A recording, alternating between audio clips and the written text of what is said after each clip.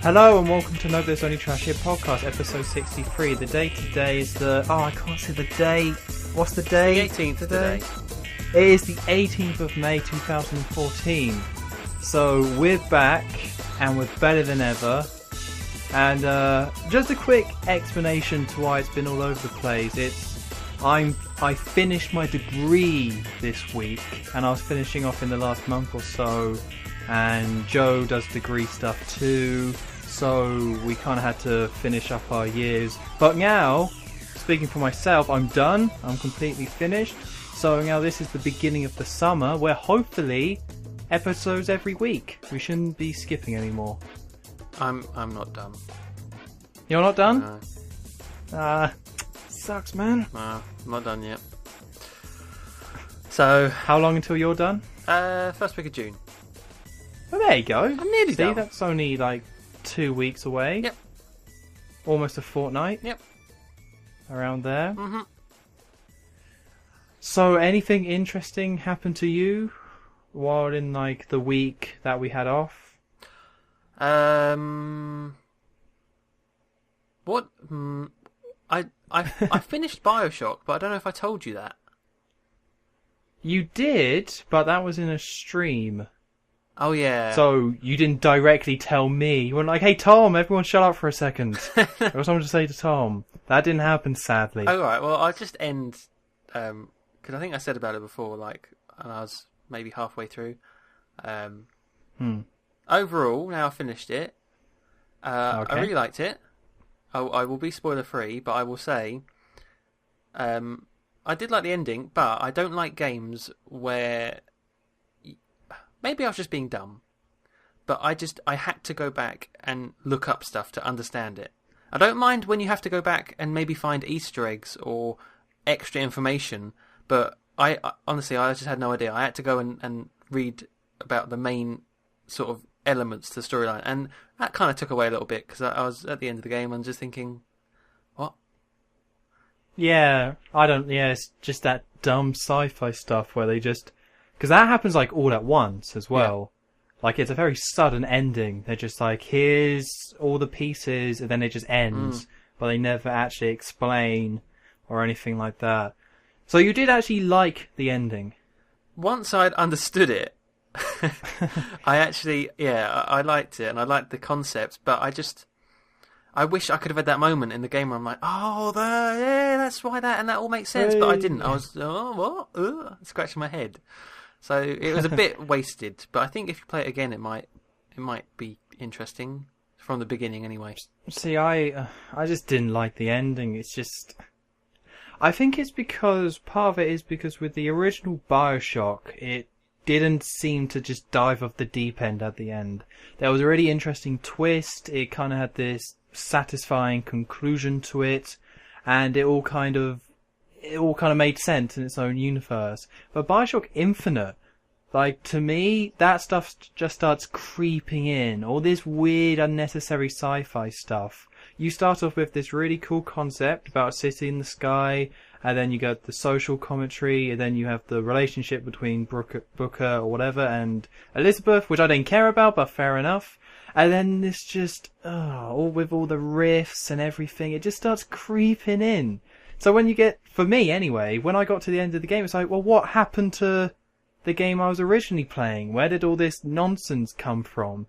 So that's why I didn't like the ending, because it was just like, so they just went all in with this sci-fi mess, and now they just have this messy, weird ending that I think most people didn't get when they saw it. I didn't really get it. I had to read it. Yeah, I had to read it up, because I was like, well, what the hell was that? Like, they just seem to be going for some artsy, like, fakeness. I thought, should I listen to more of the voxophones? But I really did try and get most of those, and I did listen to them. So I'm like, no, I mean, I covered that. I listened to those. I can't have missed something that way. And also I thought the game was too long, but only because it had a very sort of cinematic sort of, big, like, you reaching towards its end goal, and you want to see what the ending is, and I don't know, there's certain things that are repeated. a few times, which I didn't see the point of. It's something that you didn't really like. The whole, yeah. Do you know what I'm on about?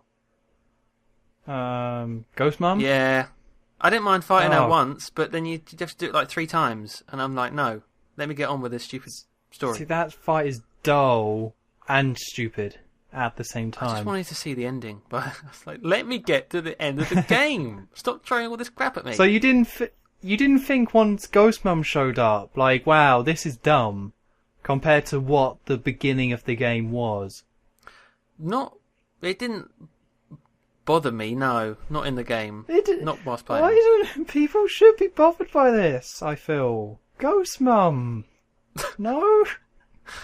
But they have rifts and stuff. I don't know. I just throw it in with all that lot. But it's stupid. I gotta stand up for the offence of Ghost Mum. It's a movement. Listen, you didn't do your research about Ghost Mum. There is some hard evidence as to why she should exist in that game. Because it's stupid. I don't even know if there is, actually. Because they made up the rules. They just made them up as they went along. That's why Ghost Mom exists. It did seem that way at times, yeah. Yeah. I do agree with that. Okay. So the reasons you like the game then? Like, good story? Good story for the most part. Good potential, anyway. Definitely had a good potential. And obviously the game is lovely to look at. It's great design and all that kind of stuff, all the robots and things. And I really like the sky hooks, flying around on those. They're a lot of fun. And I also liked the music. The modern music made into like ragtime in the game. What was it? Crap, I forgot now. Tears for Fears. Tears for Fears, and Cyndi Lauper as well. I just want to have fun, like on an organ or something. I just thought that was kind of cool. Lots of attention to detail. But yeah, I enjoyed playing it, definitely. Well, they spent 5 years on the game. You would hope they would pay attention to details. I mean, I suppose, yeah, and the gameplay. I liked fighting with all the different vigors for the most part. Yeah, just wish there wasn't so many fights. Yeah, I think you should play Bioshock 1. I think you should go back and play that one. Because I'm not too sure what the percentage is, but a lot of people prefer the first one over Infinite. But then at the same time, a lot of people prefer Infinite over Bioshock. So either way, whatever camp you're in, Bioshock is really good. And I personally like it more. So I think you should definitely go back and check that game out. Perhaps I will. I found it more interesting, like... There's just something about that studio, Irrational Games, where I just don't have that much respect for them. Because they made Bioshock, awesome, and then they just did Bioshock 2, and they were just like, hey, we don't have any more ideas, so let's just give this one a go. It bombed, and then they were just like, okay, well then, let's just throw all the ideas and all the money into one game, and that's Infinite.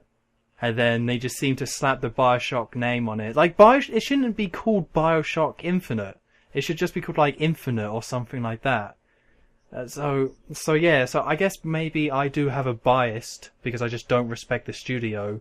And the fact that the lead guy, I can't remember his name, but the lead guy that speaks for them and is like, yeah, old Kevin, seems to be just like a delusional creative, as it were. So when you hear him talk, you're just like, oh, just shut up, no one cares.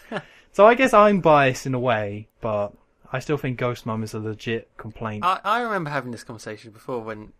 Wasn't it that new story about him sacking loads of people because of a... Yeah, we talked, yeah. And we had our little hate speech on Ken Levine. That's right. Yeah, where they had to fire their whole studio, but the way he spun it was not good. So no more Bioshock games then? Maybe in the future, but it was just a case of Infinite cost so much money that they had to shred the studio down to like continue to make games. They couldn't make another Infinite because they just didn't make money off it. That's odd, isn't it? They didn't make money off it. Yeah, it's why like well, yeah, but it got the sales. But when you pump so much money into a game, eventually you're just never going to make your money back.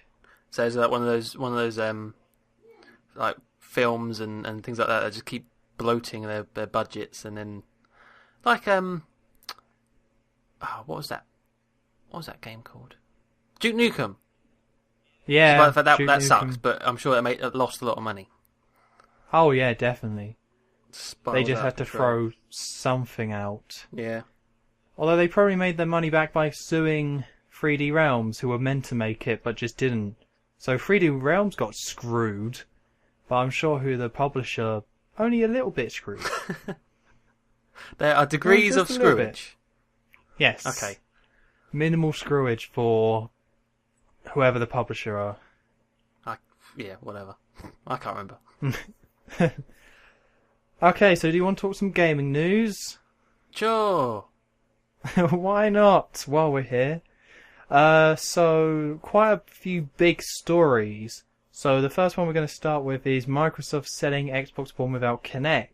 So, Microsoft announced this week that on June 9th, they are now going to offer a different SKU for the Xbox One, which won't include the Kinect, which essentially means that the Kinect is no longer essential for the Xbox One, and if you don't want it, then you don't have to buy it.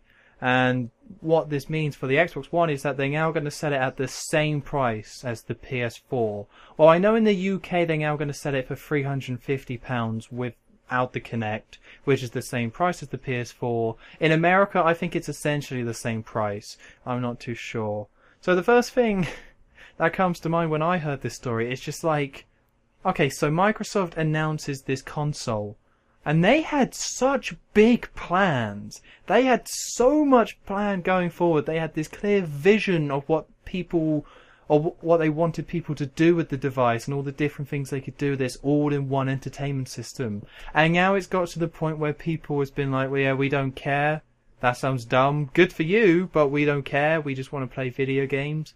So one by one, they have slowly stripped back everything that made the Xbox One kind of unique in a way. So now it's just a case of, now it's just a box that plays games, and Microsoft had to backpedal on everything that they announced at that conference, which in a way it's good because it was a dumb conference and there was a lot of dumb ideas, but still it's got to be kind of embarrassing for Microsoft to have to do this because they pushed so much into it and now they've had to take it all back out. But not just the fact they had to do it, but they've done it really quick in the grand scheme of things.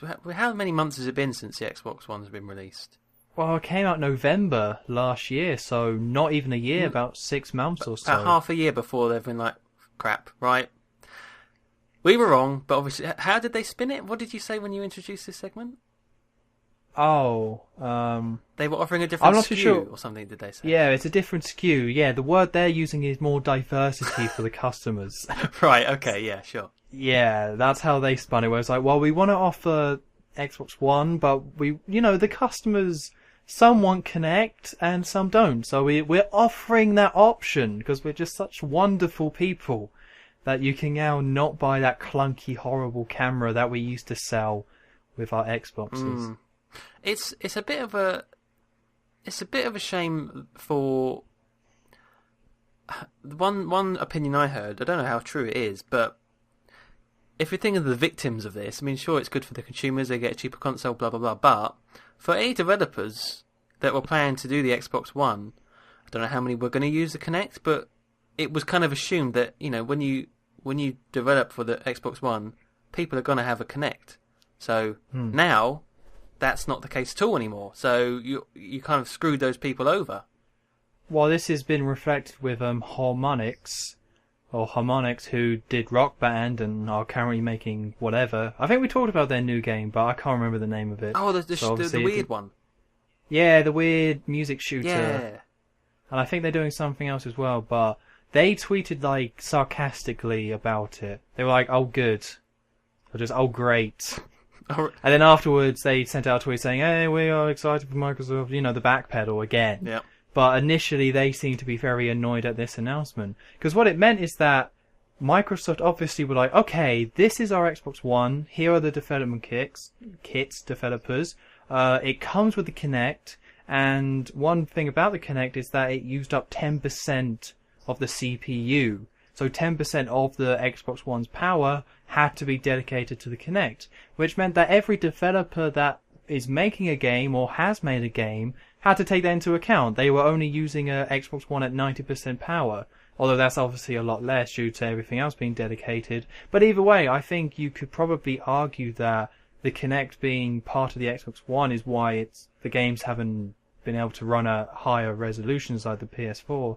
But it means that every developer now has to be like, good, so now we have to completely change our game and see what we can do and go through a whole new process and put a lot more effort into it, because now the console that we were promised to be making a console for is different.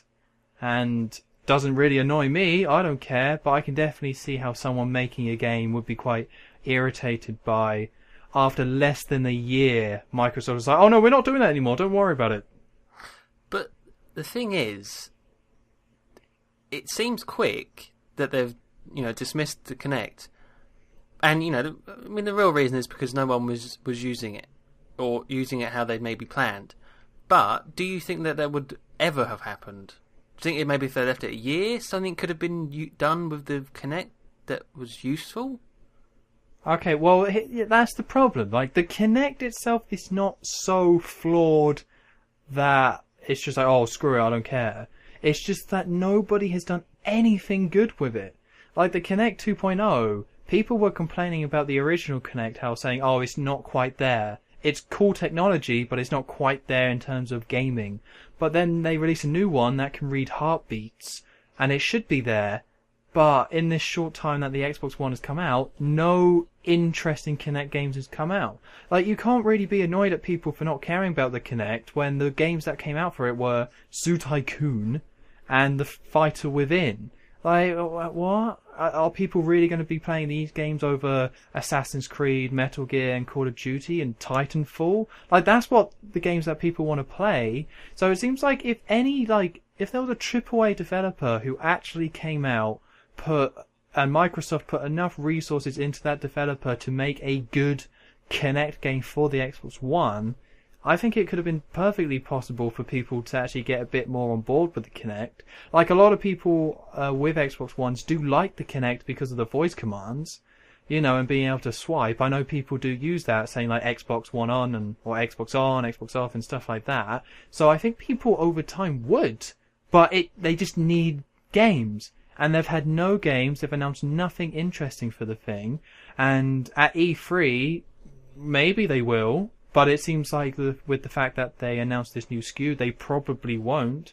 So really, Microsoft only has themselves to blame, because they released something that cost money, quite a lot of money, and then put no games behind it with their gaming console. So I feel sorry for them in one way, but they did it to themselves. So they were too slow? Yeah, but they still could have done. Well, like, they could have stuck with it another year and put something out for the thing. They were too slow, and now they're too quick to cancel it. So, well done. But it was just silly, because they seemed to put all this time and energy into the first Kinect, and then that kind of didn't really pan out. It sold enough. It definitely sold enough to be considered a success. And they put out some games, but there was no massive hits, just some decent ones out there. And then it seems like they were going to put those same resources into this one, which had better technology, so it would work and make sense, and people would actually get on board with it. And because it was with the console and packaged in, that meant that people or developers could actually properly design games around the Kinect rather than just as an add-on. But then they've just completely abandoned that now. Like, I know they could still release Kinect games, but they have just completely been like, no, we're not doing that. It hasn't really worked out. It's been 6 months. We're putting it, to the side, which is weird. Like, it seems like they would keep with it for at least another year before doing this. It does seem like a very sort of panicky move, just to sort of get more of an edge, or not even more, just an equal edge on the PlayStation. Because I am right in thinking that they are dragging behind in terms of sales. Well, they are, but it's not a disaster. Xbox One, I think, is sitting on 5 million, PS4 7 million. So a 2 million gap difference, I think, is kind of like nothing at this point. Like, that 2 million gap could be can be made a lot smaller just by one game. I think one big game for the Xbox One could make it overtake the PS4 if the PS4, doesn't match it in terms of AAA exclusives. So I think they're kind of being they're just panicking. But they still got 5 million Xbox Ones out there, and they're still selling them, and people are still buying them. Titanfall, I guess that's what it must have been. It must have been like Titanfall wasn't as big as they hoped. It did well, but it wasn't the big smash game that would bring the Xbox One past the PS4. So now they're like, okay, what do we do now? Like, we have nothing coming out, because neither consoles really have anything coming out until the holiday season. So Microsoft would probably be like, okay, we need the Xbox One to be the number one console as soon as possible, rather than trying to play the long game with their holiday exclusives. They were like, okay, what can we do? And the only thing they could have possibly done is take away the Kinect and make it cheaper and just lower that price. Like they already did in the UK. They already lowered the price, and now it's being lowered again by having the Kinect being taken away. So I think if they just waited it out, it would have been completely fine. But no, they decided to go all in and try to appeal to that. We're all about the gamers, like Sony did and did very well at. So I think that's what they're going for. It's like, we understand gamers, so we're not going to sell it with the Kinect. And this is for you, the gamers. This isn't an all-in-one system. This is for games. So I guess they just completely flipped their strategy on their head, and this is the result of it. I imagine what happened is they're all in their conference room, and then one of them goes, right, we need plan B. And they get the envelope, they break the wax seal, and they pull out a bit of paper, and it just says, abandon Kinect. And then that was it. I think that's it. I think someone was just like, hey, we need a plan to beat the PS4. It was like, okay, well, we got these really good exclusives on the way. No, now. We need it to be now. No, tomorrow. I want the sales flipped by next week, okay? Get it done. Puts the phone down. Oh, crap. we got nothing, damn it. But a big play by this, and something that's interesting, is that it's the June 9th, which is E3. So there, on the day that they have their big conference revealing all the games, they have on the exact same day releasing an Xbox One without the Kinect. Which makes me think that they don't have any big Kinect games on the way, because otherwise they wouldn't release it like that. So I think that they're going for the whole, people will see all these new awesome trailers, and on that very same day go out and buy an Xbox One, because they've seen all the awesome games. I mean, Sony are having the trailer on their conference on the same day, but I think that's what they're going for. It's like, hit them hard with all these awesome trailers for new games coming out, and then boom, on that same day they pick up the Xbox One for cheap without the Kinect because they don't want it, and then we've got them for life, and that's it. Yeah, as long as I don't have to think about that increase in price. If that wall's gone, then it's like, yeah, okay, then it'll be easy, or easier. Yep. But yeah, so that's about it. It's just kind of weird, if anything, because they had this big plan and now they're completely putting it to the side. And I can understand why people with an Xbox One would be upset, because they had to buy Kinect. And I know there's a lot of people who don't like the Kinect with an Xbox One. Those people definitely exist. And most people with an Xbox One would have loved to have paid less without the Kinect, because there's no games on it. And most people like games, which is weird. Really? Yeah, apparently What? they buy Xboxes for the video games, not Snap features. Or being able to notice when you're walking in a room, and or is that your cat or something? Who knows? It's great. It's great how that works. It's just technology. It's the future. Yep. Or is it? Okay, what, technology? Or is it? I think it is a little bit. Okay.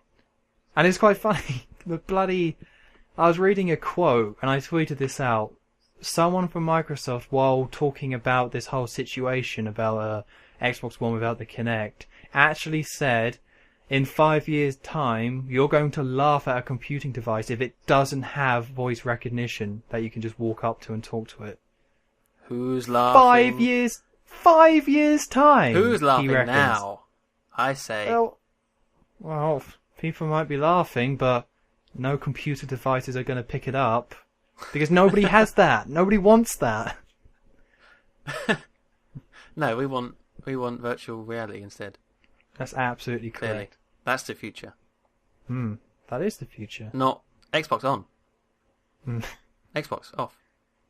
No, what was the off one? It was something... Xbox turn off? I think it's just Xbox off now. Oh, okay. Bugger off. Yeah, do one. But no, but he was saying this around the time. Like this week he said it. He didn't say it like a few months ago. He said it at the same time. Wait, I thought you said 5 years ago. No. Oh, in 5 years' time. Yeah, in 5 years' time, he reckons every computing device is just going to have voice recognition that you can go up and say, hey, do this, computer, and they'll do it. Well, he's an idiot. He is. Like, I know a lot can change in 5 years, but no. No. But here's the thing about the speech stuff, right? People don't like talking, right? People were like, when iPhone was out with that Siri, when that first was out, everyone was like, oh my god, this is amazing. I can talk to my phone and say, Siri, where's the nearest restaurant or whatever. But no one does it outside because they don't want to look like an idiot. No one will do that inside either because they look like an idiot. Well, yeah, this is a little bit different when it's indoors. Like outside on a bus, you're never going to do it, but there's a bit of a higher chance if you're in your own living room. I reckon it would take a sort of collective social change to do that, even indoors. I reckon, yeah, people do weird stuff indoors, but to make it the norm, a lot of people would have to do it. This guy's wrong. Yeah. Well, it's just pressing a button isn't hard. So much effort, though. It sometimes is. Like, I can see people kind of using it. I don't think people, like voice recognition, I think people would use it. Because it is sometimes like, where's the remote? Or you could just say it. But nobody's going to care enough.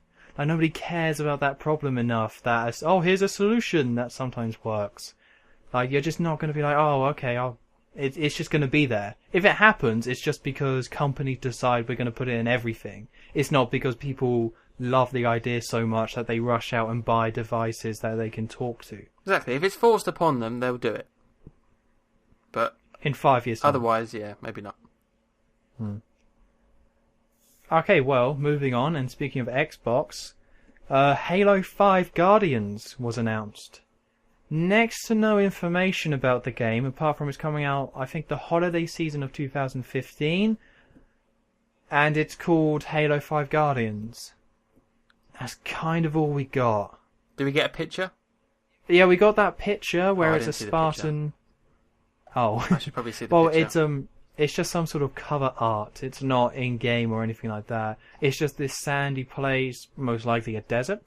And there's a Spartan that is a mysterious Spartan we've never seen. Oh, yeah. And then reflected on the bottom is Master Chief. Oh, my God. I know, Master Chief. Oh, it's him again. Does anyone get excited by the sight of Master Chief anymore? Like, even if you like Halo, surely someone being like, here's Master Chief, like, surely that can't excite anyone anymore. Yeah, he's not like he disappeared for a game, did he?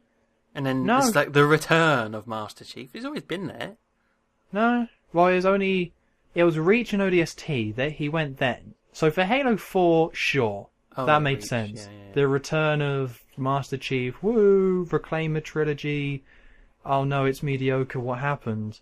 But, like, seeing him in this new game, it's like, yep, Master Chief. Sand. Oh, God, sand. So that thing that we saw last year, that's going to be this, because of sand. Yeah. Sand. They were like, it's not Halo 5.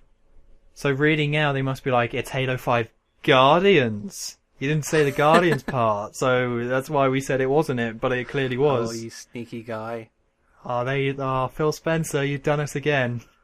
Ah. We will definitely never sell the Xbox One without the Kinect, and it's not Halo 5. Hey, wait a minute. You jokesters. Get out of here. So, you play a lot of Halo games. I I've do. only played a couple, so I don't really care too much. So, are you interested in this blue guy? No. Got blue light.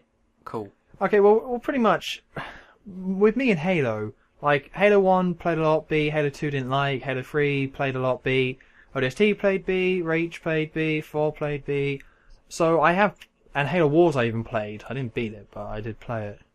So I would say I'm a Halo fan, but 4 just kind of left a bad taste in my mouth, where I played through 4 and it was just the same. It was just exactly the same as everything I played. And when it's like, a brand new trilogy and a brand new age of Halo, and this is a new start of something different, I don't want the same. So with Halo 5 Guardians, I'm on the fence about it, because now that 343 Industries have a game under their belt, they probably can be a bit more creative, do some more interesting things, mix things up, really call the Halo series their own. But at the same time, I've seen no reason why I haven't seen anything that makes them talented or makes them a good company. Like Halo 4 they put out and was like their first game. They had work on the Halo series before, but yeah, it was their first game, and they didn't do anything interesting.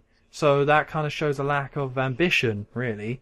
Maybe Microsoft had a hand in it and kind of told them to, step it back. But they still could have done some new stuff. Like, the stuff that was new was bad, and the stuff that was the same and was boring. So Halo 5, it might be really good, but from the trailer we saw last year and all this, like, the fact that it's called Guardians is like, oh, that's lame. Like, they called it Halo 4, which is the first in the trilogy, and so you get Halo 4, then Halo 5 Guardians. Like, come on, don't call it Guardians, just call it Halo 5 or call it Halo Guardians.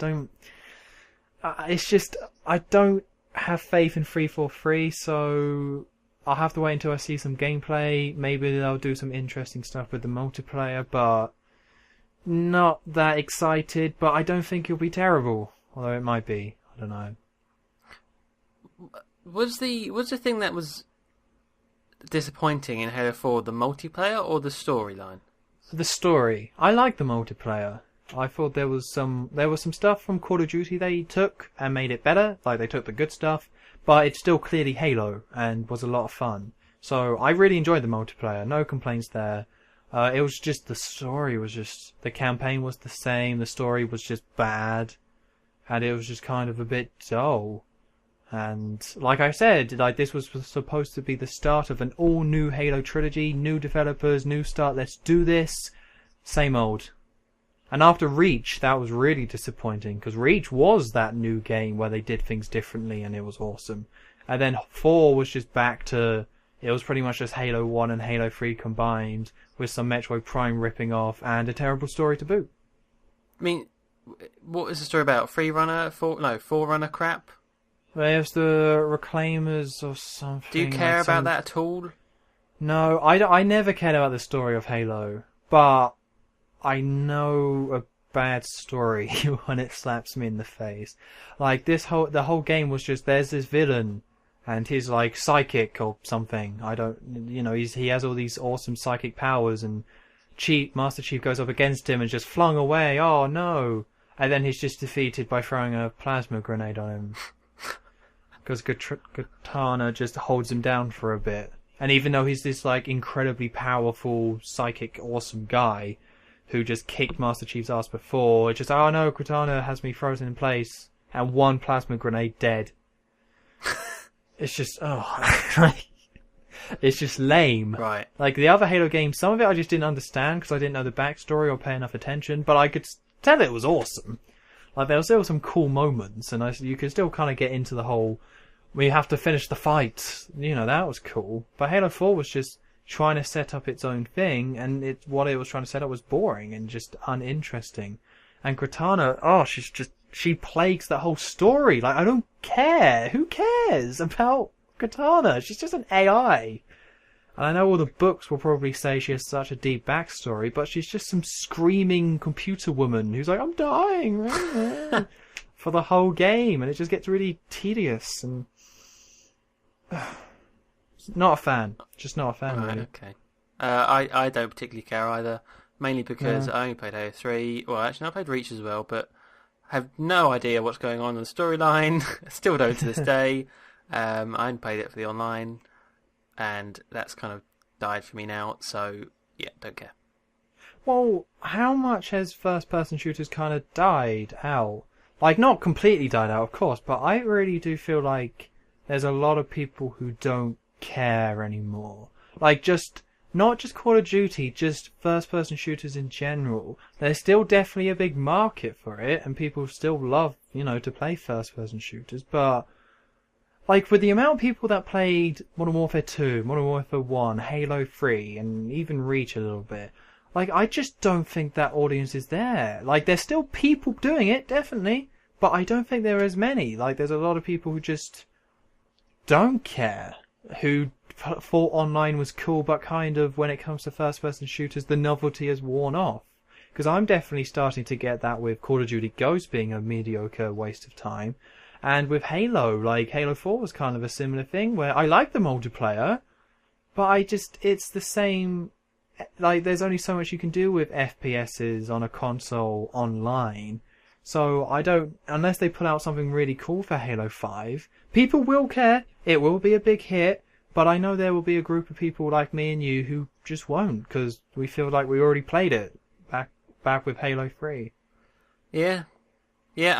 I suppose the only people who could, well, I speak for myself here, but the thing that was great for Halo 3 for me was that it was my first sort of foray into online gaming, because I only had PS2 before that, and I sure as hell didn't do online with that thing. What? You didn't play Time Splitters Future Perfect online? No. What about Battlefront 2? No. Never online. No, go on. Oh, Battlefield 3. Anyway, yeah. So, that'll be third person, won't it? Yeah, well, maybe. I hope so. Anyway, yeah, so maybe to kids who, although I don't really see that as being the case, but maybe to kids who's, it's like playing online and Halo 5, maybe that will be their Halo 3, but I don't know. I think, it's just the same.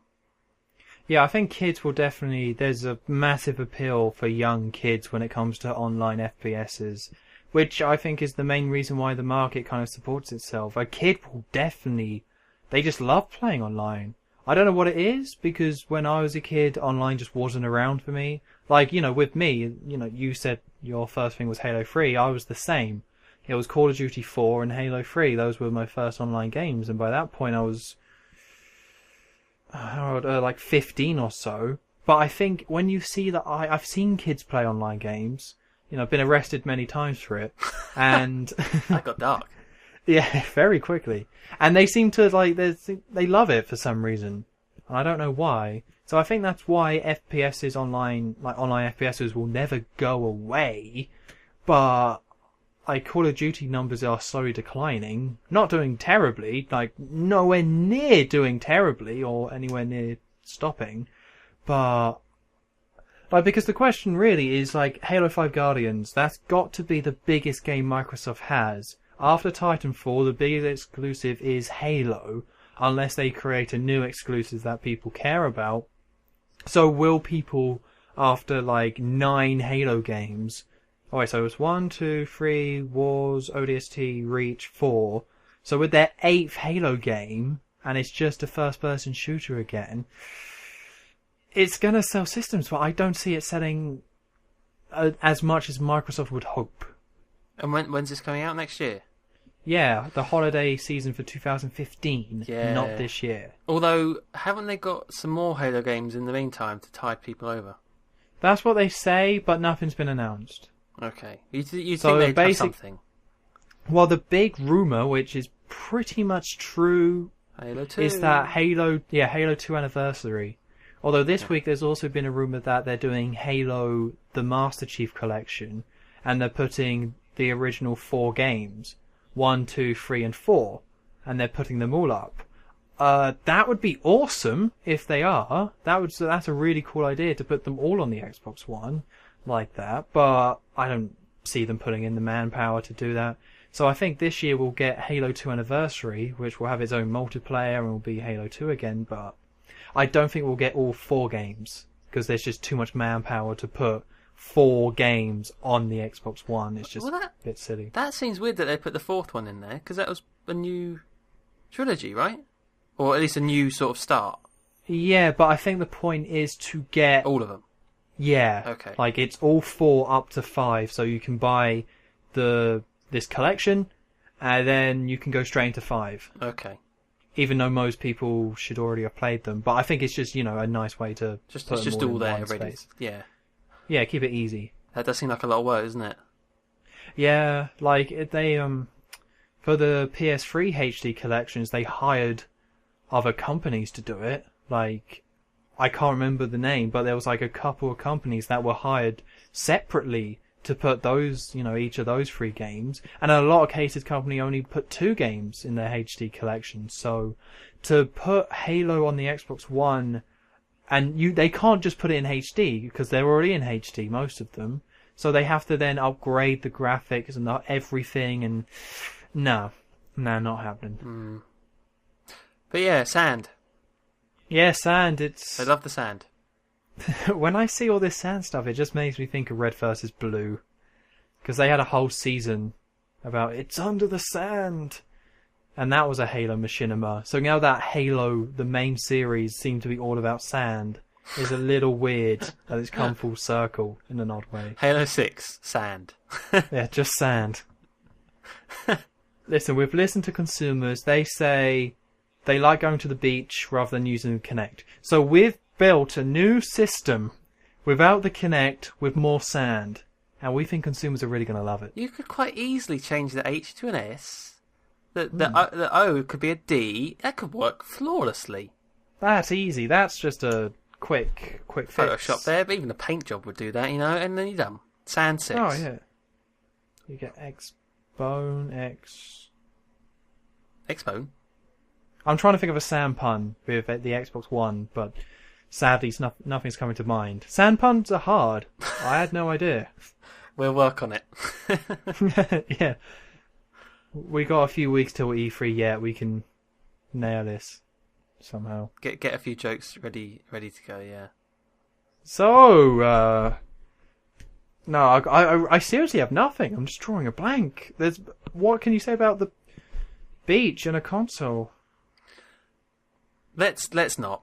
Let's just not. Yeah. Okay. Let's not. Let's just leave it at that. That's fair enough. We'll move on from Microsoft. Okay, so... Well, we got that Far Cry 4 was announced, but do you care about the Far Cry games or have any interest? No. Well, neither do I, so... No. Was that the cover up with the guy sitting down on the chair? Yeah, the Himalayas. And... Look kind of cartoony in a way. I don't know. Yeah, that's what they're kind of going for. It's not... Oh, they are going for that. Oh, okay. Yeah. I thought not they were as in serious it's not meant to look like, Jet Set Radio, but it's still going for slightly stylized things. Right. Actually, it reminded me of Saints Row. Yeah, actually very similar. Although a guy sitting in a chair looking at the cover, I guess is always going to look a little bit like Saints Row. True. But no, I don't care about Far Cry 4 because, like, I like open world games, but I don't like them enough that any open world game will do.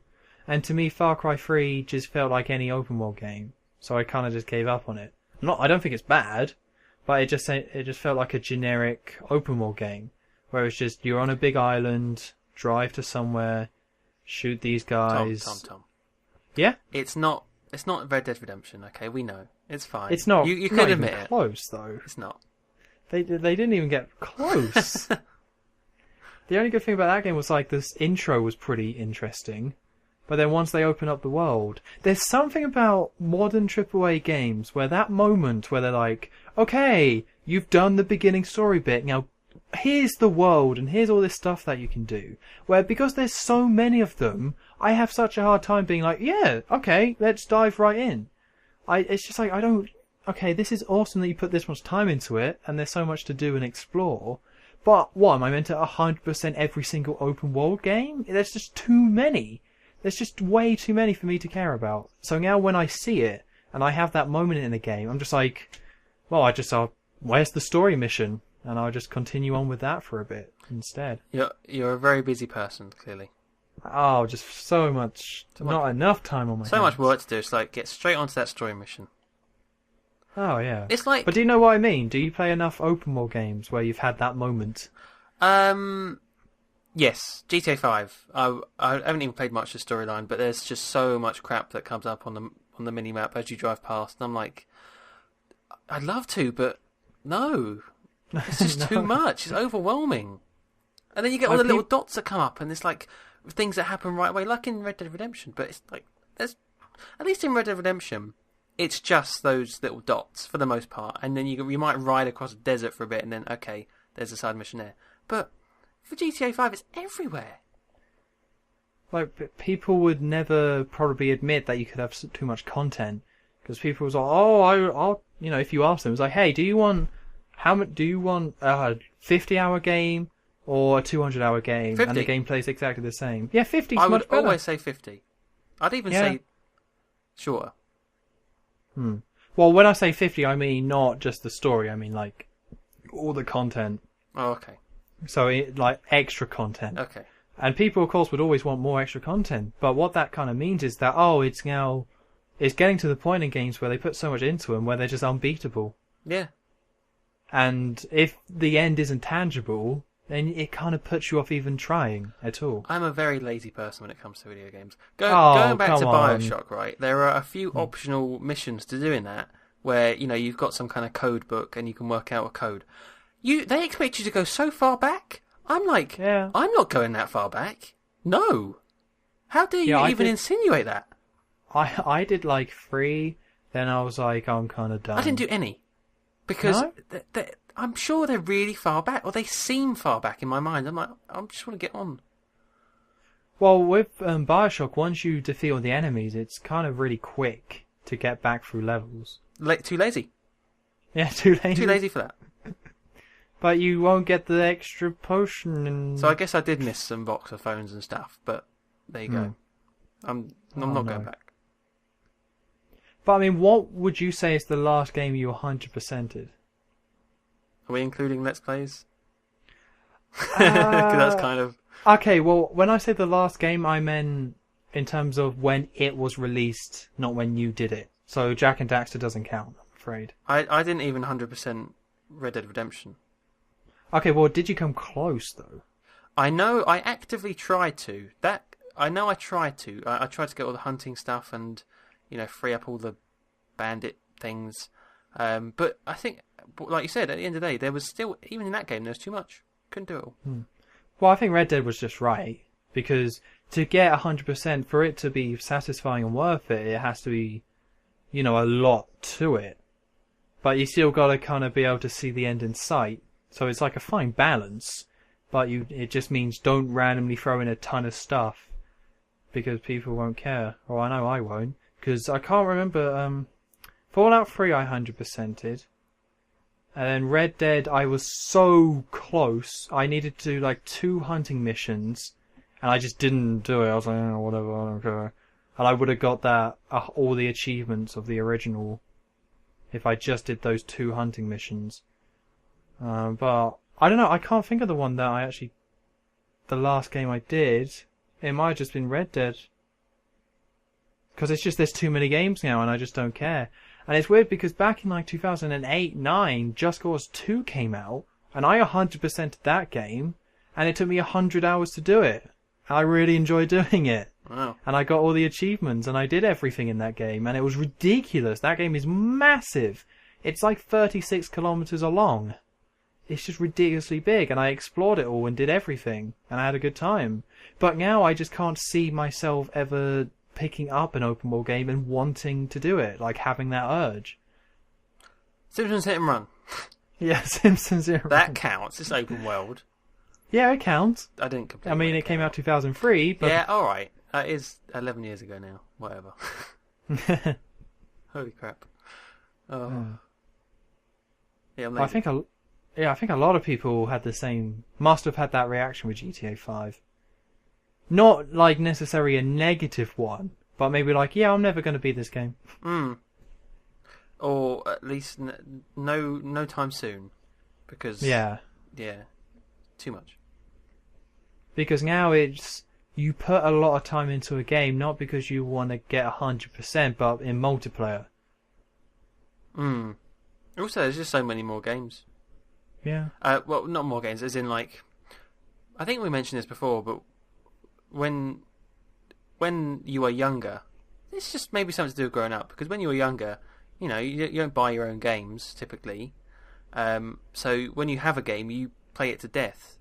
So maybe that forces you to 100% it. But then as you get older, you're like, no, I don't want to play that game. I'll play this game instead. Well, the opposite kind of happened to me. Well, not the opposite, but I did have that where I didn't have much money when I was a kid and couldn't really afford games, so I'd buy second-hand ones and just play those. And I would play them to death, but I wouldn't really go for 100% and I would just put time into it.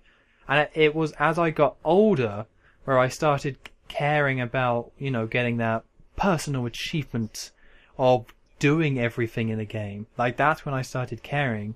And it's only been recently since I completely gave up on achievements because so many of them are bad and I had so many bad experiences with games trying to get achievements that I gave up on them. It's only in the last few years I kind of started going away from that. Because I'll be honest, I have time. Like, I now have a whole summer of nothing to do where I have time to get 100% in a game. It's not that, it's just I don't want to. But if I wanted to, I could, because I'm a bum, I guess, and I have the time to invest. You're going to be busy with Red Dead. I am. Very busy. No more games for you. Damn it. Shoot. I'm afraid. It's going to be rough. Yeah. It's going to be a rough one. So, I guess we had nothing to say about Far Cry 4, but we had a lot to say anyway. That's what keeps us, that's why we're the best. Finds a way, doesn't it? Mm-hmm. Okay, what time are we at? Here we go. We got plenty of time. So, I guess we already just talked about GTA 5, so... By the way, GTA 5 sold 33 million copies. It's, apparently it was a success. So that's... Really? Yeah, apparently people liked it. I don't know. The most confusing thing about this story, where they're saying they announced 33 million copies sold, I go on IGN a lot, and it annoys me, and I know it does, I just stop, but whatever, I guess it's addictive in a weird way, and I guess I'm a freak. But I read the comments, and no matter what story it is, people are negative, and just arguing with each other, no matter what. And that kind of is something I respect and despise about the comments section. It's like, they can pick apart anything. Like, good for them. They can misspell and use poor grammar to make anything sound like it's awful. GTA 5 selling 33 million copies, which is more than any Call of Duty game, I believe. All positive, glowing comments saying, oh, it's such a wonderful game, it deserves the sold. Oh, such a great game, I'm still playing it to this day. And I was just like, guys, you're letting me down here. Somebody must hate the game or think it doesn't deserve to sell 33 million copies. Like, that's a stupid amount of copies. But apparently, according to the comment section, nope. They were all just like, congrats, Rockstar, you did it again. Another home run. And I'm just like, really? Did no one think that it was just okay? Like, people really think it deserved 97 on Metacritic and deserved all this success? Because I guess it kind of makes me think, I want to accuse them of being hypocrites or people on the internet for being hypocrites because I see part of the reason people dislike Call of Duty, part of that is because of its success. And that's why people dislike it and drawn to it. But I either think they're hypocrites or I'm just wrong. So they put me in a bad position, the internet. So you're just wrong. I don't like it. I could just be wrong. That success really has nothing to do with it. And if people like something and it's successful to this stupid degree, like Avatar was so successful, and I don't think it's a bad film or anything like that, but you would get people that say it's terrible and they hate it, even though I'm not saying it's an amazing film, but I don't think it's bad. You know, visually it stands alone to be a good film just because of how good it looks. But because it got that level of success, it seemed like to me anyway that that's the reason people disliked it. If it didn't do that well, no one would care. So it just seems like with GTA 5, some people should have been like, yeah, maybe it did too well. Like, this is one of the most critically and commercially successful games of all time. And most people aren't saying, nah, it probably didn't deserve it. There's a lot better games. People are just saying, yeah, it's great. And I think that's odd. I don't really know how to feel, to be honest, because we've said on here about how it's sort of disappointing that it's you can applaud them for their work, but their work isn't very interesting. Well, it's interesting, but just it could be better. And or it's not that it's a bad game. It's just like Red Dead Redemption is better. Yeah.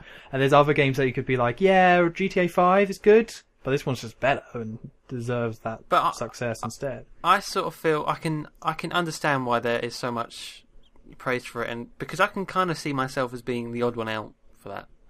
So, I think I should like it more, but I just don't. So, my fault.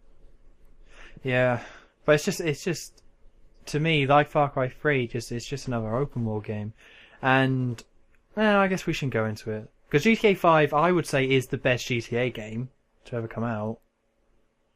Would you? Well, I didn't really like San Andreas, so yeah. For you personally, okay, that's fine. Yeah, I would say so. So I guess I can't complain. I'm not going to complain about the level of success today, but I will complain at the internet. Like, come on, guys, let's see some hatred. Wow, you'll regret that. I will. I get enough hatred. Any more comments on your Yoshi's Island? No, that's not the one. Oh no, sorry, it's Jak 2. Jak 2. Yes, I did. Oh, you did? You actually did? Oh yeah, every week. I think this week some guy said, like, oh my god, or OMFG, you are literally playing the game wrong. I was going to say you are literally Hitler or something. No, well, I don't want him outing me or anything like that, but don't know how he would know that. So you're playing the game completely wrong. Literally playing the game wrong, which was interesting. You were literally playing the game wrong. Yeah. Well, I just replied saying, can you literally explain how? But he didn't... No response to that. Interesting. Yeah. And getting some hatred on my Digimon review as well. Not really hate, but this is the second time I've had to do it. People were saying like, hey, you know that Digimon came first before Pokemon, right? And then it's just like, no. It's just incorrect. It's just like, it's just wrong. Because I had to look it up so I could reply to the guy. Pokemon came out 27th of February 1996 in Japan. Pokemon Red and Green. And Digimon, which were virtual pets, which were like Tamagotchis originally, came out 1997. So I don't know why some people think that's the other way round. They literally can't do the maths. Like, they literally can't even Google. No. Embarrassing.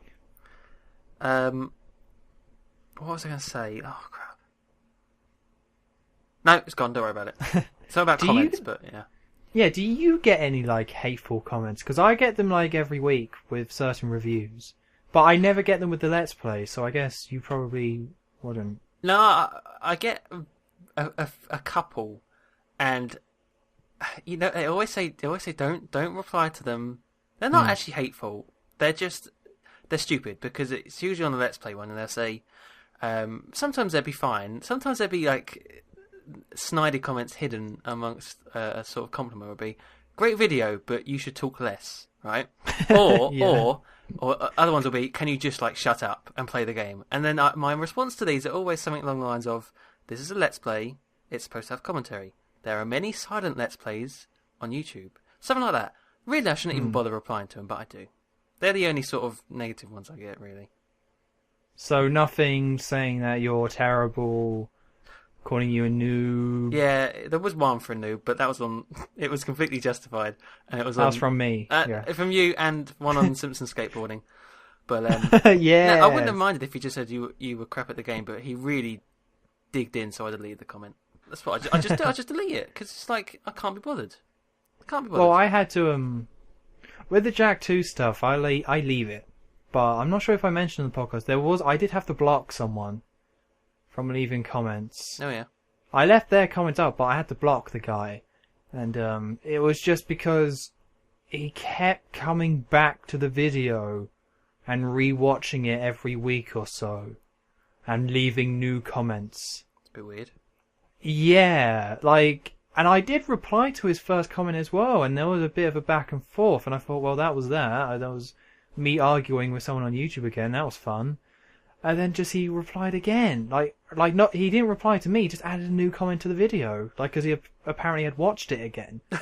And then it was just stuff like, hey, yeah, see, at 5 minutes 32, you weren't using the hoverboard, and you're meant to in that mission. Yeah, you suck. It's like, what? Why are you? That's this weird. Yeah, and then he went to my Jack 3 review and left like 4 comments saying, and then just these annoying comments as well, where it wasn't even just like caps lock, you suck stuff. It was like the guy was saying, I'm getting so angry watching this. You just don't know what you're talking about. Fool. Yeah, and just stuff like that. I was like, wow, this guy, like, because it just baffles me. It's like, really, this guy couldn't see where I was coming from. Didn't have to agree at all. But like, this guy kept leaving comments and was just implying that he just couldn't comprehend. I can't. Like, he can't even in any stretch of the imagination comprehend the idea that in this crazy world we live in, somebody out there doesn't like Jack 2 because they find it frustrating. And it was just like, so I just had to block him. It was just getting too much, where he was just leaving so many comments. So that's what it's there for, Don't feel bad. Just while we're on the subject of comments, I just want to bring up, because when you make YouTube videos and you get your notification that you have a comment, and you get the little bell and you click on the bell and it shows you the one comment. Wait. Sometimes you don't realise where it is in relation to the video and just how sort of where it fits in. And so the other day I clicked on where it actually came from, and it turns out it was part of a massive chain of comments. And it was this is sort of a better side of YouTube. It was this person who he's made an account like Crypto from Destroy All Humans, and is replying in the voice of Crypto, right? So that was all kind of funny. It was like, so apparently there must be an alien Easter egg in GTA 5 somewhere, because he's like, oh, I live in this place in GTA 5 now, and like sticking to the whole sort of character. And then you get, and I noticed the other day that Pox has joined in, right? So there's someone commenting as Pox, and then there's this second Crypto called Crypto the Brony Furon, right? Right. Okay. And I've seen this person before because he's commented a couple of times, or she. Oh no, I suppose it's got to be he.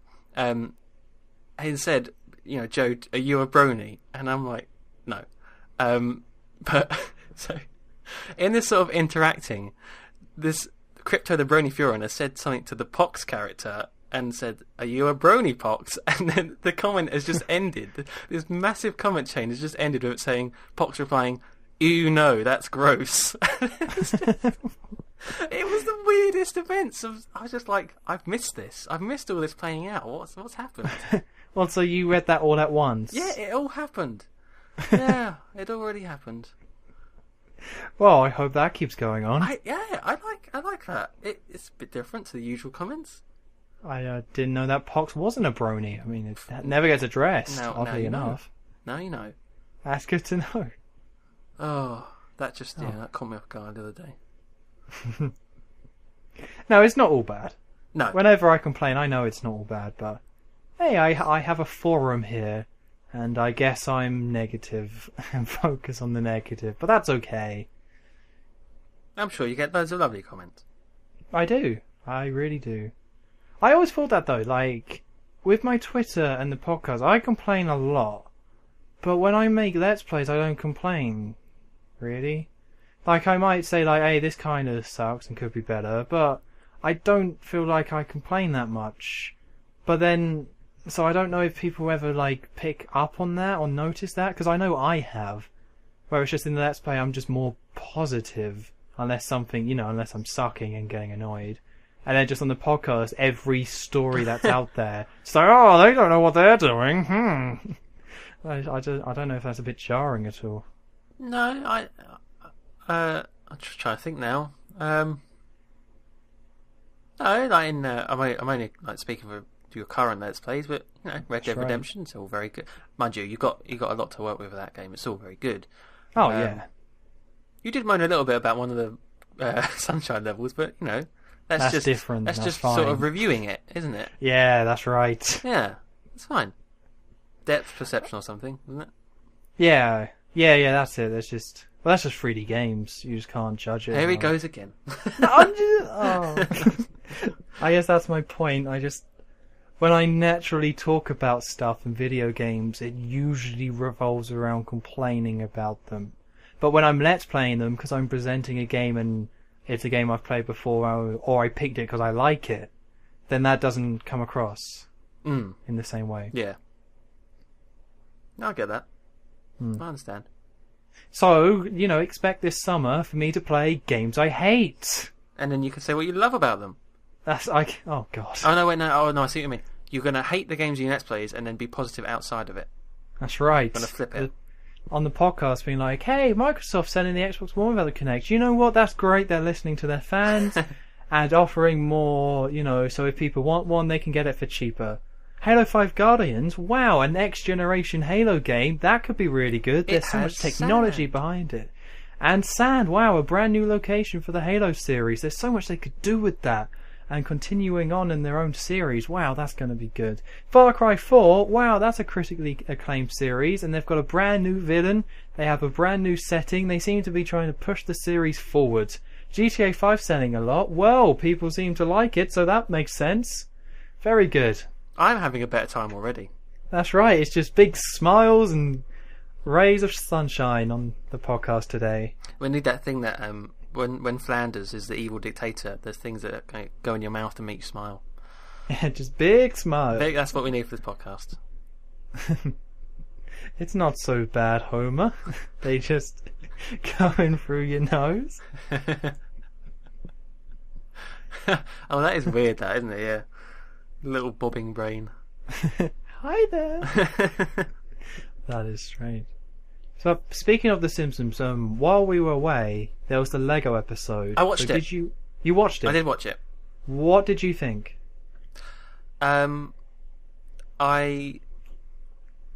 didn't like it, to be honest. Oh. But I didn't hate it. Ooh. I laughed at some of the sort of the Lego related jokes that they could make, where people break apart and things, which they had going for them. But apart from anything else, it was still pretty rubbish. Well, the thing that I took away from it is that, first of all, the animation with the Lego was awesome. It was, yeah. Like, the Lego movie kind of probably did it better, but they had more of a budget, but it still looked great, and having the Simpsons world be made out of Lego was cool. I like the concept of the episode with the story, having the Lego be the fantasy world, but I think the reason it falls a little flat is because that should have been like a 40-minute episode. To fit all that in 20 minutes, to have this fantasy world with the Lego, it meant that they had to start very quickly moving away from the Lego world, and they spent a decent amount of time just in normal Simpsons, with the normal animation, and it kind of took away from it a bit. But if they had extended it by even 10 minutes, made it half an hour, they could have really, fleshed out the idea a bit more, because I think the core idea was good. It's just not for a 20-minute episode. It just didn't work. Yeah, the two worlds sort of thing. I like that. I've mentioned before on this podcast about the blog that I read, which is very critical of current Simpsons, but he does make good points. And he did make a good point for this episode, and that was that they really do whack the viewer around the face with exposition, and they repeat. If you rewatch this episode, count how many times, in one way or another, through one piece of dialogue, they say that the Lego world is a world where everything can be broken and no one gets hurt, right? It's all well and good telling you like the first couple of times, but they waste a lot of time going over that, and that's what bugs me. It's sloppy writing. I didn't really mind that. I noticed it, but only because I'd read that before. Maybe if I hadn't read that, I wouldn't have noticed it. But it was just a lot of wasted time. Well, I liked it because it kind of really reinforced the idea of this is a fake world and Homer's living in a dream. And I think if they kind of didn't hammer the point home, then it wouldn't have been interesting. Like Homer making that choice and this world wouldn't have been as interested if they just kind of mentioned it and then left it. So I kind of didn't really mind that. I think it kind of made sense with the story when Homer's making his choice that this is all fake but perfect. But it's Lego. I know, but they're still, they're trying to do a serious kind of thing. And I mean, ultimately, yeah, it could have been better. For the reasons I said, it should have been longer to play with the idea more, but no, it's still good. I just think that's probably the best they're going to get, and it still wasn't that good. Well, it didn't get the numbers either. No. They got 4 million and something, which is not good. Like the Simpsons numbers have been terrible this season. Like just awful. Like no one's watching. And then this was the big episode that everyone was meant to watch. And I got the impression everyone was going to watch it because, Lego The Simpsons does sound really cool. But no, nobody did. I prefer the actual Lego. Yeah. As I'm sure you know. See, I actually have one now. Do you? Which one do you have? I have Krusty. Oh, Krusty's a good one. I have Ned now, which is good. Well, what it is, my brother, Edward, the guy who started buying them, and he has a spare Krusty, so he gave it to me. Oh, that's nice. But guess what he has? Don't say he has Mr. Burns. Mr. Burns! Oh, is he good? He looks really good. Is good. Oh, screw you. He doesn't have Grandpa, though, but he does have Mr. Burns. I'm sorry, Joe. I just want the flying hellfish. Leave me alone. Well, just keep going into your toy shop and buying them for relatives. Yes. Oh, it's for my imaginary younger brother. I mean, younger brother. I mean, he's real. Yes, he's real to me. Absolutely real. Yeah. There was something else that I watched that's Simpsons related as well. What was it, that one? Was there another... Oh, no, it's the... not that I've watched, but the Simpsons news is that... It's not really that much of a news, but we both commented on Twitter. Was the Family Guy one. Ooh, it's coming. Whatever happened to the Futurama one? That's still coming as well. Okay, good. But they put out the Family Guy. Like, the Family Guy Simpsons one is a much bigger deal. So, yeah. So pretty much, in case people don't know, there were 2 images revealed and some details about the Family Guy Simpsons crossover. And they came from some Fox guy giving a meeting to people. Like, so it wasn't a big press thing, and they just released the images from it. And there's 2 images. There's one... There's one where Bart is riding on his skateboard, and Stewie is next to him, dressed as Bart, on the skateboard, but he's having a hard time. Because he's a baby. He's a baby, he can't skateboard like Bart. He's trying to keep up, but he can't. And then there's one where it's Peter and Homer mid-fight. Yeah. Now, you said that one looks worse to you, but to me, that Bart one and Stewie one kind of represents everything that is wrong with the idea. And just how that's just like, oh, that's so terrible. What? Okay. So bad. See, I thought that was the Homer one. I thought that was much worse. I think it's because Stewie's wearing Bart's clothes. Okay. I think that's what does it for me. Like, he's putting on Bart's clothes. And it's just like, well, why can't they just be their characters? So I take it's going to be a Simpsons episode then? No, it's a Family Guy episode with the Simpsons in it. Well, that just... Then why isn't Bart wearing Stewie's clothes? No. Well, he's a baby, so that would be a bit weird. Yeah, that's what I say. And why isn't Bart with Chris? Surely Maggie would be with Stewie. That makes more sense. Maybe they do. Well, I think they already announced all the team up and all the pairs and did who's they? hanging out with. Yeah, who's going to be hanging out with who for most of it.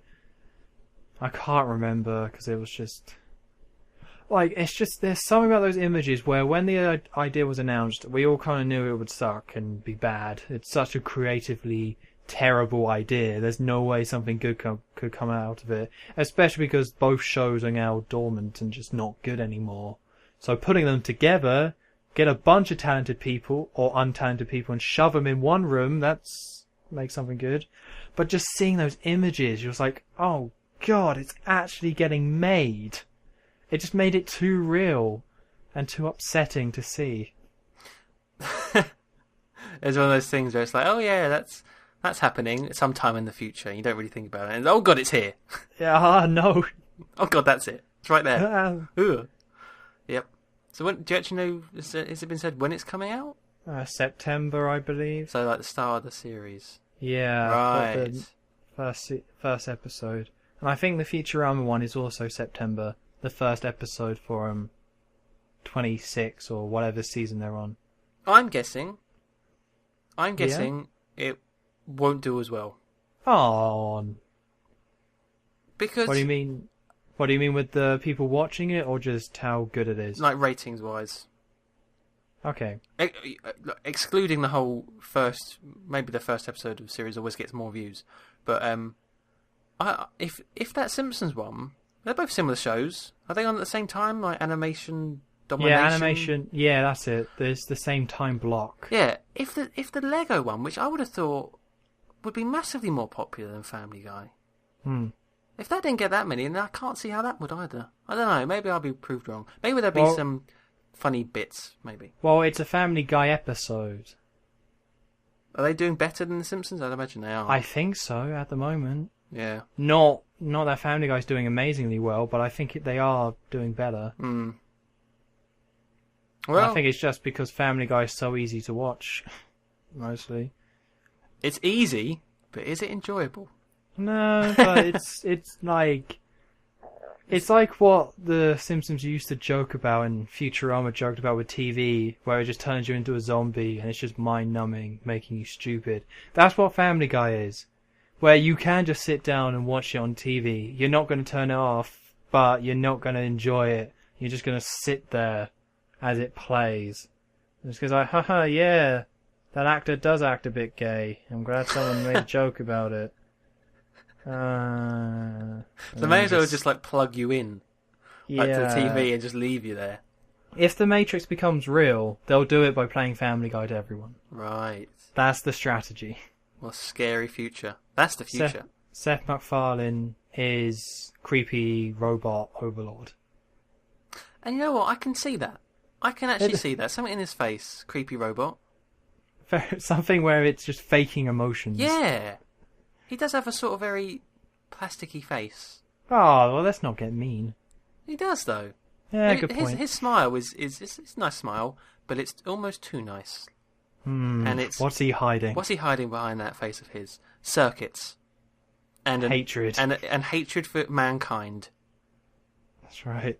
You heard it here first. Confirmed. Man, that was, yeah. What were we talking about? Oh, Simpsons, yeah. Of course. Yep. Okay, well, I'm going to move on because I saw a certain film this week, don't you know? You saw Godzilla, didn't you? I saw Godzilla. Have you seen Godzilla? I'm seeing it on Wednesday. I saw Godzilla. And without trying to give any spoilers, it's not great. I heard very mixed things about this film. Very mixed. Me too. I read some of the reviews before going in. Some people were saying, oh, the first 2/3 of the film is just filled with human, like 2D human characters and it just gets boring, but Godzilla itself is cool.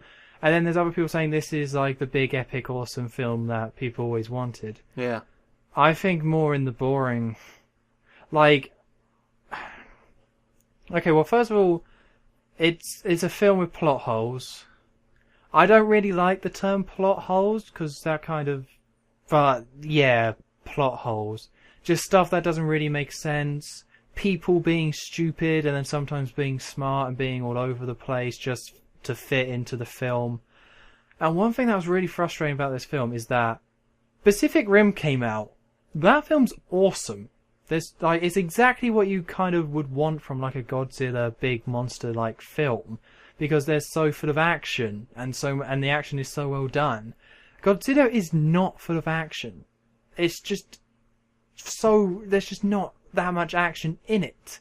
like, the worst moment of the whole film is that halfway through it, Godzilla comes out. Try not to give spoilers again, but he comes out, and then they have the big shot, the big reveal shot, where they start from like his chest and then zoom up, and then you get a good look at Godzilla. Godzilla does the roar, and then I think they were going for a joke, but it wasn't funny. It was just annoying.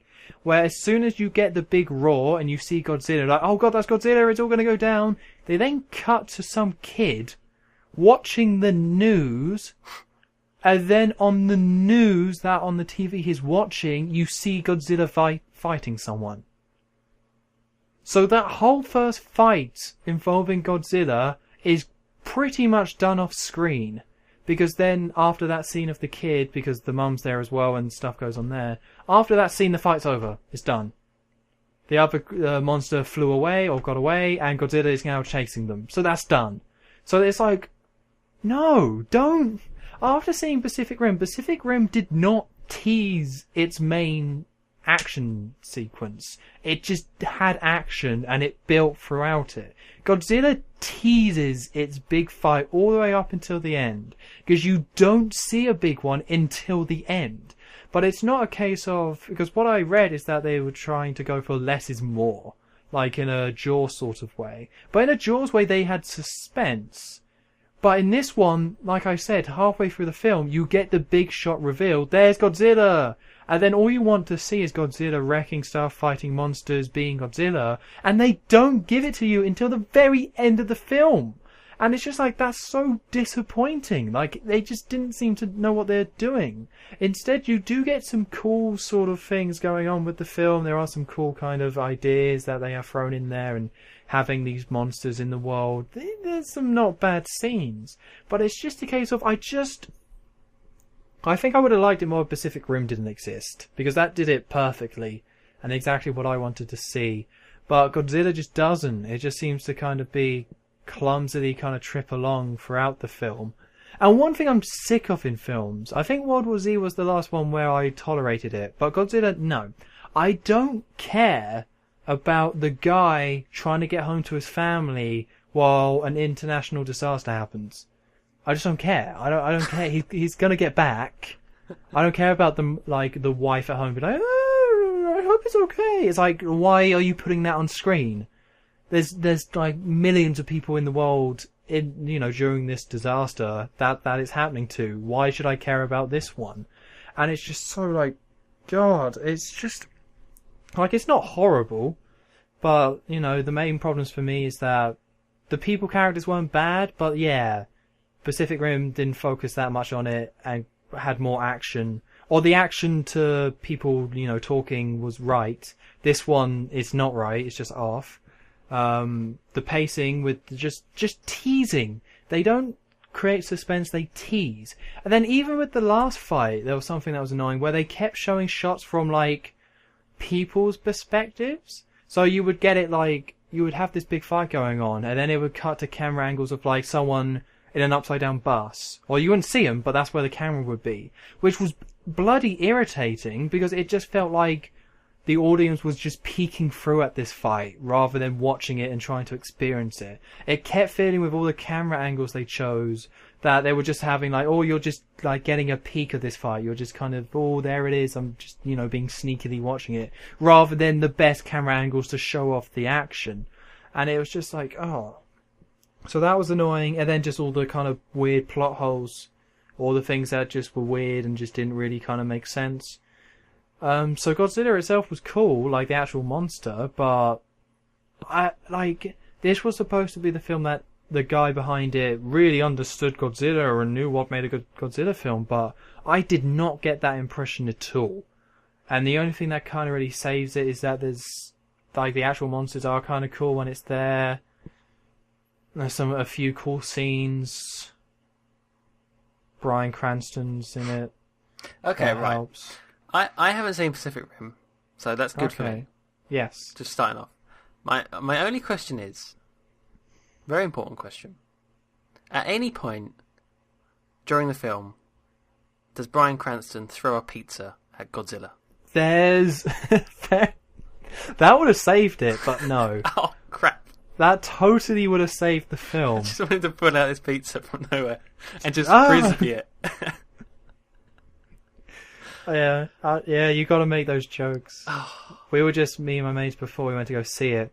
It was like, I really hope Bryan Cranston goes up to Godzilla and it's like, Godzilla, we have to cook. And then Godzilla's like, "Arr!" And then they have that scene where in the caravan cooking blue meth, and it's just him and Godzilla getting it done. So there's none of that. Disappointing. No. Does he ever go run to someone in the same way? No, not in the same way. He No. does tell someone to run though. Oh, well, there you go. You have to run. Run. All right, fair enough. Yeah. But it's kind of hard to me to properly kind of critique the film and break it all down. It's one of the films where you just watch it and it's just like, this was off. Like, this wasn't terrible, it's just off. It's one of those films in a long line of films where they promise to make it good.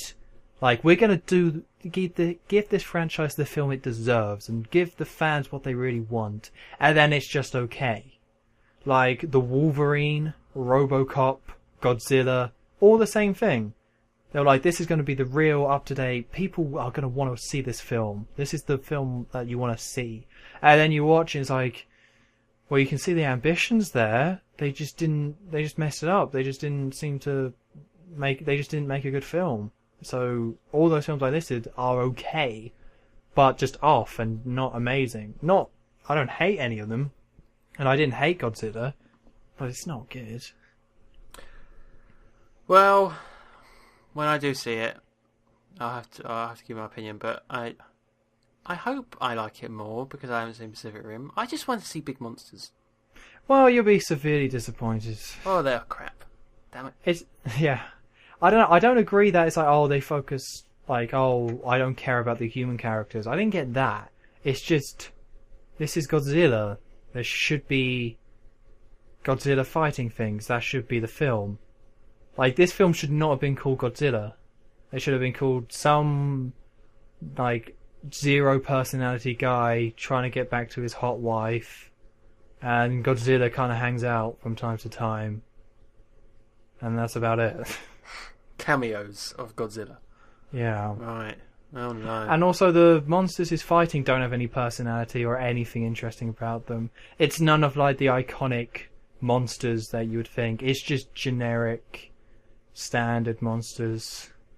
They kind of fly, they feed off radiation. That's about it. You're really not selling this film to me. I'm sorry, but it's just, I went in with no, some people said they really like it, some people say they don't. Let's see. We'll see. And I just came out being like, yeah, that was okay at best. So maybe I will like it. If it's so mixed, maybe. Maybe, but I think you liked Bioshock, so maybe you'll like this. Yeah, maybe. Who knows? We do disagree. Yeah. Yep. But no, so the first thing I said to my mate when I left the cinema was like, well, X-Men is probably going to be good. Yeah. That's all I could think. It was like, well, I've just dismissed Godzilla. Move on to the next blockbuster coming out. Did you see it on a Wednesday? No. Well, Godzilla came out Thursday, on Oh. the 15th. So you didn't even get 2 for 1. No. Disappointing. I know. I paid half price for The Amazing Spider-Man 2, and that was great. But Godzilla, I was like, hey, it looks really good. I'm excited. The trailers were awesome. And the trailer shots in the film are awesome, but everything else is a bit weak. I don't like the fact that I suppose it's not a big deal, but Godzilla roaring is like a sort of, yeah, woo, go Godzilla. And that's the part of the unskippable ads. That really bugs me. Yeah, it is It's only awesome a in the second film. long, but I don't know, it bugged me. Yeah, it is better in the film with the cinema, in the experience. But yeah, they probably could have, if they wanted people to be like, yeah, then they probably should have hidden it a bit better. Just put it further in, but it's every time on YouTube, it's that damn bit right at the beginning. Screw you, I hate that. That bugs me so much. Yeah, it's not great. Oh. But positive. We're doing positive, aren't we? Positive, yay! Bryan Cranston, his career is great. He must be rich. Well, but you're going to see that Bryan Cranston doesn't save the film. I won't say why, but he just doesn't. Well, he's got hair. That's the reason. Yeah, if you shaved it off, got cancer again, you got yourself a film. Exactly. Yeah. Simple. Bryan Cranston fights cancer and Godzilla. See, now, that sounds more interesting. It could be, yeah, there's something going on there. Maybe some plot could happen. It's about a man juggling his life with, scans and all that kind of stuff, and then saving the world. That too. How do you deal with that? He finds a way. He has to cook. Yeah, to get the money to fight Godzilla. To travel all the way to Japan to fight Godzilla. That's right. And also one thing I noticed is that they I tweeted this too, but Godzilla is Lugia from Pokemon the movie 2000. Nerd. No, you shut up. You're saying you haven't seen it? I probably have many years ago. That's right. Can't say I would have made that connection though. It's the same plot with Godzilla. The whole film isn't the exact same plot, but it's very similar. Okay. Like, they have this shot where all the birds are flying away, and I was just like, because they know of the danger and stuff, I was like, they could be Pidgeys. Wait, the danger? Oh, I won't say. Yeah. Damn it, I didn't mean to do that. Oh, okay. But no, that you also watch Pokemon the movie 2000 before watching this film. No. Oh, come on. I actually still have that video somewhere. Yeah. I still have it on VHS. I'll watch it afterwards. Just replace the evil guy, because in that film the evil guy captures the 3 legendary birds, and that's what happens. Replace that with Japan. With Japan, and also that just turn the legendary birds into radiation monsters. Ooh. Who love radiation. Can't get enough. There's no guy. Yeah, and that's this film. Okay. I feel like you have a right to know. I think Proto Mario has a Pokemon theory right there. Absolutely, Godzilla. Godzilla of the who is sea. it again? Lugia. Lugia. That'll get it. Yeah. Perfect. That'll get him the fuse. Hell, I'll even do that video. Yeah. Oh God, me do. That's a good idea. I'm just so Lugia is Godzilla, and yeah. No evidence, just come on, where? Yeah, I don't bother putting pictures up. Yeah, you know what I'm saying. Yeah. all right. Thanks Subscribe. for watching. Yeah. Subscribe. Thanks for watching. As you're rendering it, you're just really proud of yourself. Like, yeah, this is going to be good. That's a good video right there. I'm happy with that. Yeah. Yeah. Are we ever going to get into Batman? Oh, we can do. Very quickly. I suppose there isn't too much to say about it. Yeah, we're kind of, this would usually be the time we would end, but we can quickly do the Batman. Okay, quickly about Batman. Everyone's commented about his bat bulge, which is a bit off-putting. Ooh. But apart from that, looks good. Well, the only thing I have to say is that this pretty much cements the fact that this film, Batman vs Superman, is going to be the film version of The Dark Knight Returns by Frank Miller. Yes. Because it's the same costume. Yes. People saying... And Zack Snyder already said that's going to be the main influence and that he loves that comic. Mm-hmm. Which, should be good, but I've seen the animated films that they did for that.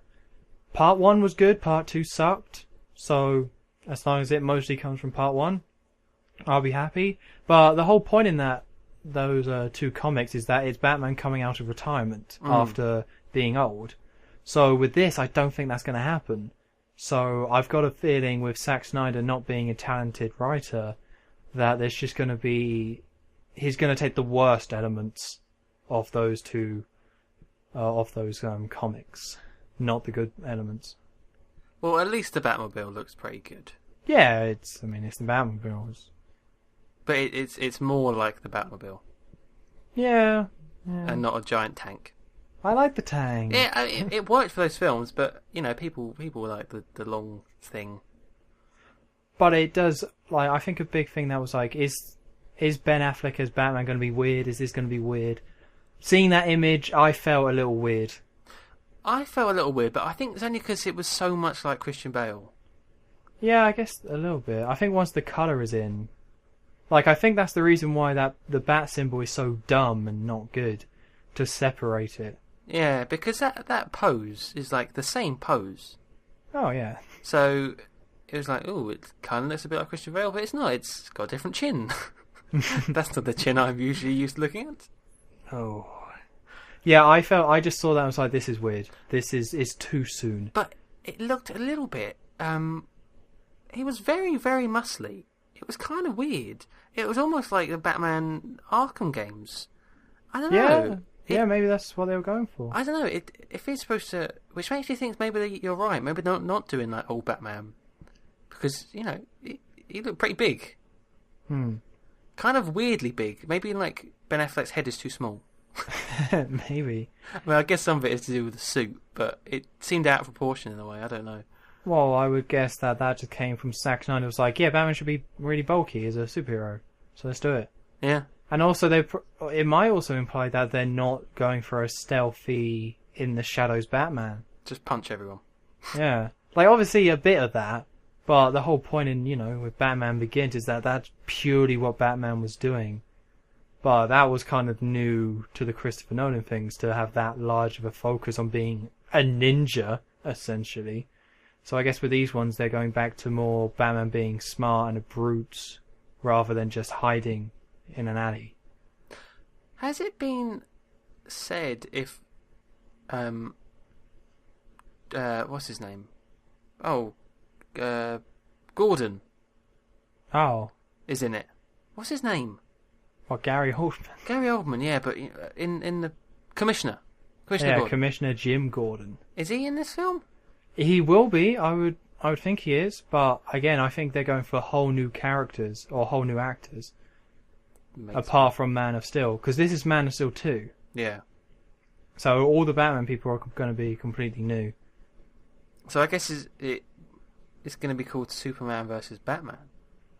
Well, and not Batman versus Superman. Well, the title has been Batman versus Superman, but that's just a working title. Right. That makes me think it's a Batman film, though.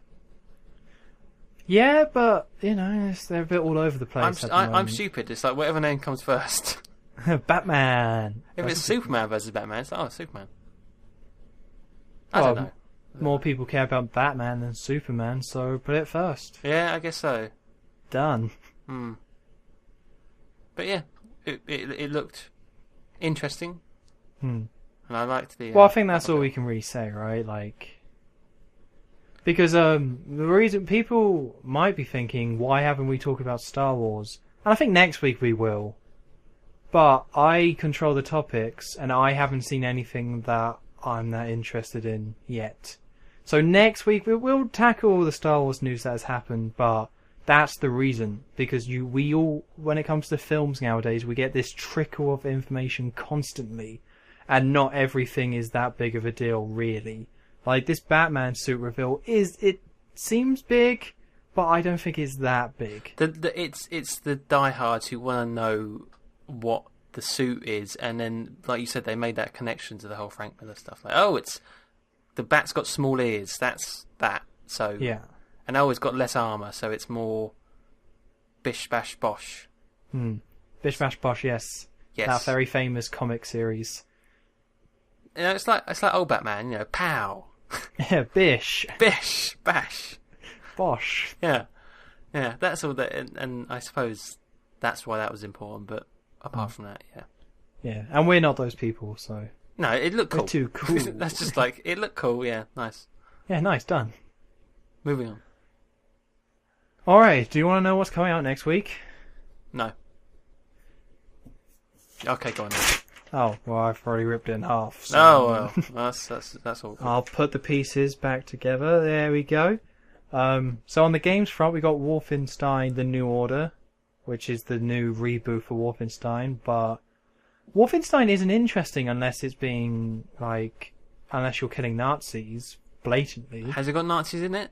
I think so, but That's it's good. not. Like, I want to punch Hitler, dude. Like, that's what I want to do. I don't want to. If it has got Nazis in, then you can go and punch Hitler. No, they don't put Hitler in these games anymore. Oh, see, that's so. It doesn't have like that 90s charm of nobody's regulating video games, so let's have Hitler spied or whatever Yeah. they wanted to do. They can't do that anymore. They got to make this like game that people are going to get a hold of and sell millions of copies. So now it's just another FPS, but you're killing Nazis instead of whoever you were shooting at. Did that Saboteur game? Did that have Saboteur? Did that have Hitler in it? No. Oh. Did Again, any games have Hitler apart from that sniping one? Is the only one that I remember off the top of my head that has where you can shoot Hitler? Not of recent memory. Back again, just during the 90s with FPSs, with Wolfenstein, they had Hitler and stuff like that in it. What is wrong about wanting to punch Hitler? I don't know. Apparently, people protect the image of Hitler for some reason. Bizarre. It's like, come on, guys, let's not. The guy's dead. Come on, let's leave it out. Yeah. I don't agree. I think we should be able to punch him. I think so. And then that's it for games, but on the film front, we've got X-Men Days of Future Past, which I'm going to go see. I'm not sure if in time for the next week's podcast, but that's definitely one of the big ones that I'm excited about. And it got good reviews, or better than Godzilla and The Amazing Spider-Man 2, so it's probably good. I would like to see it, but I have a feeling I'd have no idea what's going on. I don't think you need to, though. Okay, good. It seems like with these X-Men films, they are trying to have it so they're not going for numbered sequels anymore. So it's just, okay, there's a load of X-Men, and then you got the wheelchair guy and the magnet guy, and Wolverine. So here's a story with them doing crazy dumb stuff. Go. Right. And I think that's how they're doing it. Like, they're just not connected in this. Like, there's so many X-Men films that I don't think they could expect people to watch them all. Like with the Marvel, like the Avengers films, they make them to stand on their own separately. So all you have to do is watch the other numbered films. So to get 4-2, you don't have to watch any of the other ones apart from 4-1. So I think they're trying to do that with the X-Men films as well. Well, that's good then. I have no idea. I haven't seen it, but that seems to be my impression. Well, wasn't there another one with young Magneto and young Xavier? Yeah, that was X-Men First Class. Is that not related to this one? Because they're It going back in time is. again? Or Like, the something? whole point is that this is the universe because X-Men First Class is just based in the past when Magneto and Xavier are young and how they all started out. So Days of Future Past is the people from the original films combining with the people in First Class because they travel through time. Right. So it does kind of follow on from that. Yes, but all you have to know is that these are the same people at different periods of time combining to fight evil. Fassbender is Magneto and McAvoy is Xavier. Yes. There you go. And Patrick Stewart is old Xavier and Sir Ian McKellen is old Magneto. Why'd you put a Sir for him and not for Patrick? Is old Patter's a Sir? He should be, is he not? I know, Sir Ian McKellen definitely is. Yeah. Patrick Stewart, I wasn't sure. Oh, that's disappointing if it's not. Because they're Sir like best Patty. friends. You He is a assumed. Sir. He is a Sir, thank goodness. Oh, well, my mistake. Sir Patrick Stewart. Sir Patrick Stewart. I didn't realise. Good. Right, got that all sorted out. Nice. Right, so I think it's time to end it off. What's going on with your channel this week? Monkey Island 2, Ooh. which is actually, I thought it would just be the same, but it's actually seeming to be better, which I like. Better?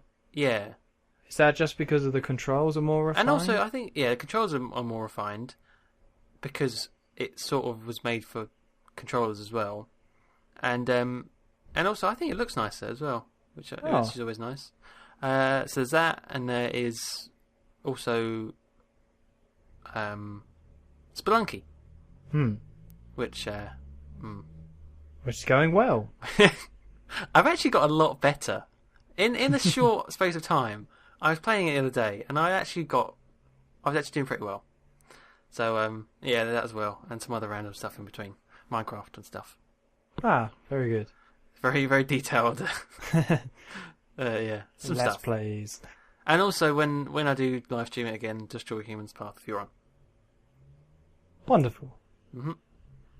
And with me, due to me finishing up my backlog, there was like no videos last week, but this week there will be, because I'm home, so I can start recording again. And the first part next part of Sunshine is already done, so that's a guarantee right there. Oh, But now I got to start playing more Red Dead 2.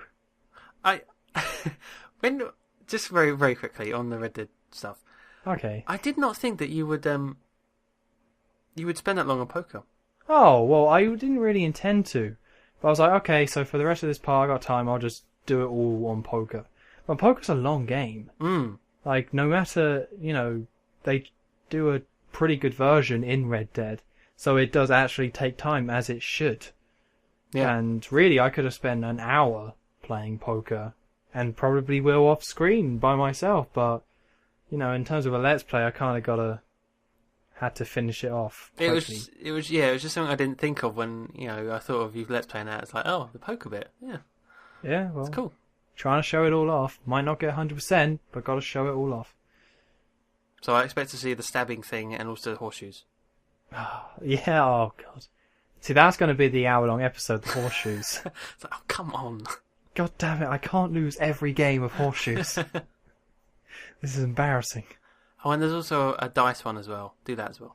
I will. And cheat. You must cheat. I'll cheat. Good. Don't Good. you worry, I'll figure it all out. Good. Okay, well, let's end it off. Okay. It seems long enough. Any last thoughts? Final thoughts. Literally. Mm-hmm. This. No. No, yeah, you could have saved us a lot of time by starting off with no, but that's okay. I'm sorry. Alright, I'm just tired now. I don't know why. I think it's just because it's hot. Just feeling sleepy. It's hot and late. Let's do this. Yeah, let's end. When you say let's do this, let's end this. Let's end this. Let's end the podcast. Okay, well, thank you very much for joining me, Mr. McLuckable. Thank you. Oh, and I guess one more thing. Oh God. I'm very sorry. I'm just very sleepy and tired. I took part in Cal's crazy Mario Kart 7 races again. He did a championship group race thing, and I took part. So keep an eye on his channel for whenever he decides to upload the races I was in. Okay. In the next week or so. One more thing. No. Yes, one more thing. Fine. Email. Don't forget the email address. Oh yeah, and we're back and running, so the email address is onlytrashherepodcast@gmail.com. Nothing more complicated than that, just onlytrashherepodcast@gmail.com. Once again, the fact we put it right at the end is not the smartest choice, but there you go. Shoot. There we go. Whatever, we're tired and sleepy. Yeah, we're free to end it now. We're done. Sure. All bases covered. Okay, so once again, thanks for joining me, Thank you. and we'll see you next week. See ya.